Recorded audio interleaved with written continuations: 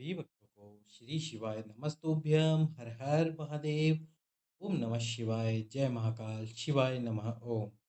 आज हम जानेंगे श्री शिव महापुराण कथा के द्वितीय रुद्र संहिता के द्वितीय सती खंड में 24वें अध्याय को, चतुर्विश अध्याय को। तुम रूपेश्वर महादेव वाला उपाय, साथ ही साथ में शिव के आज्ञा से राम जी की परीक्षा। राम जी की परीक्षा माता सती ने किस प्रकार से ली, उसके बाद क्या हुआ, आज के इस अध्याय में हम जानेंगे। पिछले अध्याय में हमने नवदा भक्ति के बारे में जाना था। नवदा भक्ति क्या होती है? नवदा भक्ति के बारे में शिव जी ने बताया, और साथ में ही शिव जी ने यह भी बताया शिव महापुराण में वह भक्तों के अधीन रहते हैं। भक्तों के अधीन वे हमेशा रहते हैं और अपनी भक्तों की सहायता करने के लिए वे हमेशा ही तत्पर रहते हैं। भक्ति के वश में ही, यानी कि भक्तों के अधीन रहकर ही उन्होंने अपनी तीसरी नेत्र से काल को भस्म कर दिया था, त्रिशूल से सूर्य को जीत लिया था, नंदी द्वारा व्यास जी को दंड दिलाया था। अपने भक्तों के अधीन रहते हुए वो सभी कार्य करते हैं। भक्तों के अधीन रहते हुए उन्होंने बहुत सारी सेनाओं को भी जीत लिया था। अपने भक्त के लिए वे हमेशा तत्पर रखते हैं। भक्त का हुई विपदा के लिए कभी भी तत्पर रहते हैं, और भक्त के लिए भक्त का कभी भी अहित नहीं होने देते। यदि आप शिव के भक्त हैं तो आपके ऊपर शिव की कृपा हमेशा ही रहेगी। आज हम जानेंगे शिव की आज्ञा से राम जी की परीक्षा किस प्रकार से माता सती ने ली।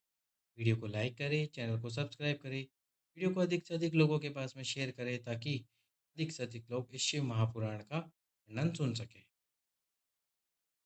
दंडकारण्य में शिव को राम के प्रति मस्तक झुकाते देख सती का मोह, शिव की आज्ञा से उनके द्वारा राम की परीक्षा।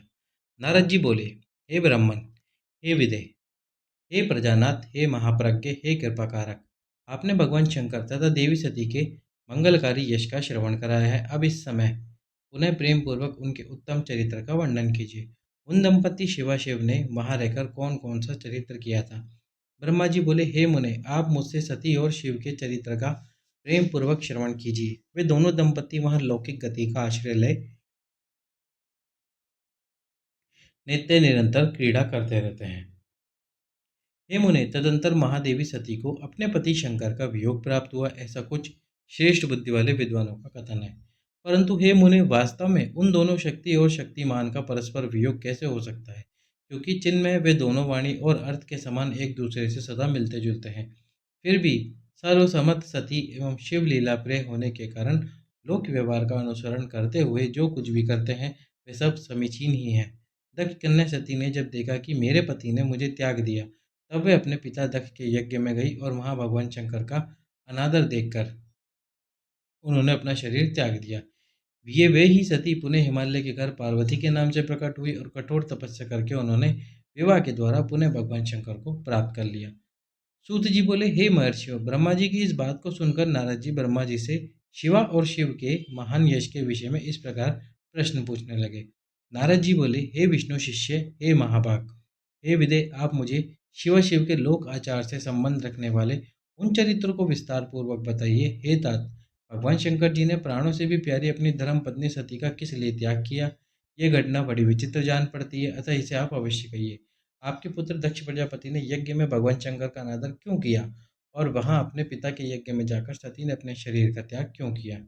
उन्हें उसके बाद क्या हुआ? महेश्वर ने क्या किया? वे सब बातें मुझसे कहिए।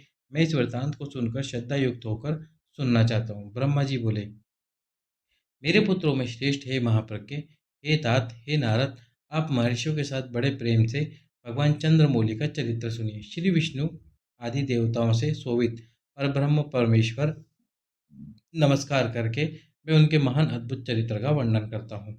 हे मुने,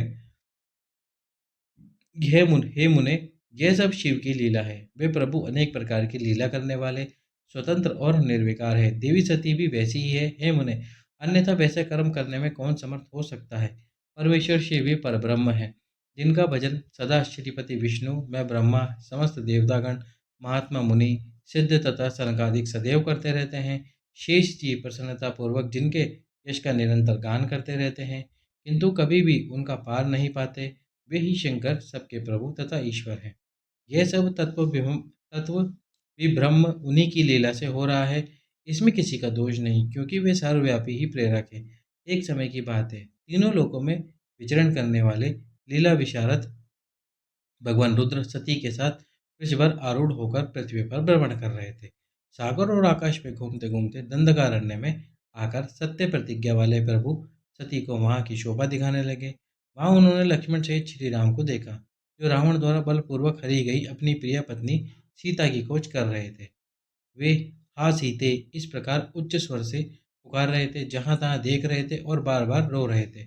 उनके मन में विरह का आवेश छा गया था। वे उनकी प्राप्ति की इच्छा कर रहे थे, मन में उनकी दशा विचार कर रहे थे, वृक्ष आदि से उनके विषय में पूछ रहे थे। उनकी बुद्धि नष्ट हो गई थी, वे लज्जा से रहित हो गए थे और शोक से विहल थे। वे सूर्यवंश में उत्पन्न वीर भूपाल दशरथ नंदन भरताग्रज थे। आनंद रहित होने के कारण उनकी कांति फीकी पड़ गई थी। उस समय उदार चेता पूर्ण काम भगवान शंकर ने लक्ष्मण के साथ वन में घूमते हुए माता कैकेयी के वरों के अधीन उन राम को बड़ी प्रसन्नता के साथ प्रणाम किया और जय जयकार करके वे दूसरी ओर चले गए। उन भक्त वत्सल शंकर ने उस वन में श्री राम को पुनः दर्शन नहीं दिया। मोह में डालने वाली भगवान शिव की ऐसी लीला को देखकर सती को बड़ा आश्चर्य हुआ। वे उनकी माया से मोहित हो उनसे इस प्रकार कहने लगी। सती बोली, हे देवदेव, हे परब्रह्म, हे सर्वेश्वर, हे परमेश्वर, ब्रह्मा विष्णु आदि सब देवता आपकी ही सेवा सदा करते रहते हैं। आप ही सबके द्वारा प्रणाम करने योग्य हैं। सबको आपका ही सर्वदा सेवन और ध्यान करना चाहिए। वेदांत शास्त्र के द्वारा यत्न पूर्वक जानने योग्य निर्विकार तथा परम प्रभु आप ही हैं। हे नाथ, ये दोनों पुरुष कौन हैं? इनकी आकृति विरह व्यथा से व्याकुल दिखाई पड़ रही है। ये दोनों धनुर्धर वीर वन में विचरण करते हुए दुख के भागी और दीन हो रहे हैं। उन दोनों में नीलकमल के समान ज्येष्ठ पुरुष को देखकर किस कारण से आप आनंद विभोर हो उठे और भक्ति की भांति अत्यंत प्रसन्नचित हो गए। हे स्वामिन, हे शंकर, आप मेरे संशय को दूर कीजिए। हे प्रभु, सेव यानी स्वामी अपने सेवक को प्रणाम करे, ये उचित नहीं जान पड़ता। ब्रह्मा जी बोले, हे नारद, कल्याणमयी परमेश्वरी आदिशक्ति सती देवी ने शिव की माया के वशीभूत होकर जब भगवान शिव से इस प्रकार पूछा, तब सती की यह बात सुनकर लीला करने में प्रवीण परमेश्वर शंकर जी हंसकर सती से कहने लगे। शंकर जी क्या बोले उसके पहले हम आपको बताते हैं उपाय। तो आज हम आपको बताने वाले हैं तुम रूपेश्वर महादेव। कौन से महादेव? तुम रूपेश्वर महादेव। ये तुम रूकेश्वर नहीं है। एक तुम रूकेश्वर महादेव है जो कि संतान की प्राप्ति के लिए है, वो तुम रूकेश्वर होते हैं। और ये महादेव है तुम रूपेश्वर। तो आपको तुम रूकेश्वर महादेव का नाम नहीं लेना, तुम रूपेश्वर महादेव का नाम लेना है। क्या करना है आपको? सोमवार के दिन, जैसे कि कल सोमवार है, सोमवार के दिन या किसी भी दिन आपको ये उपाय केवल और केवल एक बार करना है। आपका जो हाथ है, यानी कि जो पूरा हाथ है, इस हाथ में आपको बेलपत्र रखना है और बेलपत्र के ऊपर आपको एक कलश रखना है। इस प्रकार से बेलपत्र रख के उसके ऊपर कलश रख दीजिए। अब कलश रखने के बाद में आपको आपके घर से ही ये कार्य करना है। तुम रूपेश्वर महादेव का नाम लेते हुए इस कलश को आपको आपकी उंगलियों से जकड़ लेना है। जैसे हम किसी वस्तु को पकड़ते हैं, उसी प्रकार से इस कलश को आपको पकड़ लेना है। इस प्रकार से आपको कलश को पकड़ना है और अपने हाथ में पहले बेलपत्र रखना है और फिर कलश पकड़ना है। फिर आपको जाना है भगवान शंकर जी के मंदिर में। अब शंकर जी के मंदिर में जाकर इसी कलश से आपको सीधे जल समर्पित करना है भगवान शंकर पे। जल समर्पित कीजिए तुम रूपेश्वर महादेव का नाम लेते हुए, और जल समर्पित करने के बाद में उस कलश का जो जल समाप्त हो जाए, फिर जो आपके हाथ में बेलपत्र है, उस बेलपत्र को माता अशोक सुंदरी के स्थान पर, जो शिवलिंग में बीच में मोटी सी लाइन होती है, जैसे ये शिवलिंग विराजमान है तो यहाँ जो बीच में ये जो लाइन होती है, ये माता शोक सुंदरी का स्थान होता है। इस स्थान पर आपको वो बेलपत्र समर्पित कर देना है और बेलपत्र की डंडी जलाधारी की तरफ रखनी, यानी जहाँ से जल बहकर गिरता है। केवल एक बार आप ये उपाय करोगे तुम रूपेश्वर महादेव के नाम से, आपकी जो भी कामना होगी वह 3 महीने के अंदर अंदर पूर्ण हो जाएगी। तो तुम रूपेश्वर महादेव का नाम लेकर इस उपाय को अवश्य ही कीजिए। चलिए तो अब देखते हैं भगवान शंकर ने माता सती से क्या कहा। परमेश्वर बोले, हे देवी, हे सती सुनो, मैं प्रसन्नतापूर्वक सत्य कह रहा हूँ, इसमें किसी प्रकार का छल नहीं है। वरदान के प्रभाव से ही मैंने इन्हें आदरपूर्वक प्रणाम किया है। ये देवी, ये दोनों भाई वीरों द्वारा सम्मानित हैं। इनके नाम श्री राम लक्ष्मण हैं। ये सूर्य वंश में उत्पन्न हुए हैं, परम बुद्धिमान है और राजा दशरथ के पुत्र हैं। इसमें जो गौड़ वर्ण के छोटे भाई हैं वे शेष के अंश हैं, उनका नाम लक्ष्मण है। इसमें ज्येष्ठ भाई का नाम श्री राम है, वे भगवान विष्णु के पूर्ण अंश तथा उपद्रव रहित है। ये साधु पुरुषों की रक्षा और हम लोगों के कल्याण के लिए इस पृथ्वी पर अवतरित हुए हैं। इतना कहकर सृष्टि करने वाले भगवान शंभु चुप हो गए। इस प्रकार शिव का वचन सुनकर भी उनको मन को विश्वास नहीं हुआ, क्योंकि शिव की माया बलवती है, वह तीनों लोगों को मोहित किए रहती है।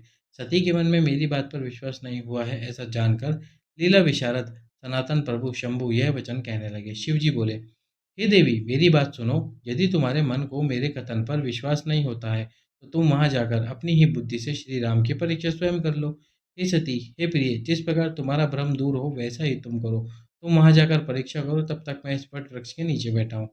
ब्रह्मा जी बोले, हे नारद, भगवान शिव की आज्ञा से ईश्वरी सती वहां जाकर सोचने लगी कि मैं वनचारी राम की कैसे परीक्षा करूं। मैं सीता का रूप धारण करके राम के पास चलूं। यदि राम साक्षात विष्णु है तो वे सब कुछ जान लेंगे, अन्यथा वे मुझे नहीं पहचानेंगे। इस प्रकार विचार करके मोह में पड़ी हुई वह सती सीता का रूप धारण कर श्री राम के पास उनकी परीक्षा लेने के लिए गई। सती को सीता के रूप में देखकर शिव नाम का जाप करते हुए रघुकुल श्रेष्ठ श्री राम सब कुछ जानकर उन्हें प्रणाम कर कर हंसकर कहने लगे। श्री राम बोले, हे सती, आपको नमस्कार। आप प्रेम पूर्वक बताइए कि शिव जी कहाँ गए? आप पति के बिना अकेली इस वन में क्यों आई है? हे सती, आपने अपना रूप त्याग कर किस लिए ये रूप धारण किया है? हे देवी, मुझ पर कृपा करके इसका कारण बतलाइए। ब्रह्मा जी बोले, राम जी की ये बात सुनकर सती उस समय आश्चर्यचकित हो गई। वे शिव जी की कही हुई बात का स्मरण करके और उसे सत्य समझकर बहुत लज्जित हुई। श्री राम को साक्षात विष्णु जानकर अपना रूप धारण करके मन ही मन शिव के चरणों का चिंतन कर प्रसन्नचित हुई सती उनसे इस प्रकार कहने लगी। हे रघुनंदन स्वतंत्र परमेश्वर प्रभु शिव मेरे तथा अपने पार्षदों के साथ पृथ्वी पर भ्रमण करते हुए इस वन में आए हुए हैं। यहाँ उन्होंने सीता की खोज में लगे हुए उनके विरह से युक्त और दुखी चित्त वाले आपको लक्ष्मण सहित देखा। वे आपको प्रणाम करके चले गए और आपकी वैष्णवी महिमा की प्रशंसा करते हुए अत्यंत आनंद के साथ वटवृक्ष के नीचे बैठे। वे आपके चतुर्भुज विष्णु रूप को देखे बिना ही आनंद विभोर हो गए। इस निर्मल रूप को देखते हुए उन्होंने बड़ा आनंद प्राप्त हुआ। शंभु के वचन को सुनकर मेरे मन में भ्रांति उत्पन्न हो गई। अतएव हे राघव, मैंने उनकी आज्ञा लेकर आपकी परीक्षा की।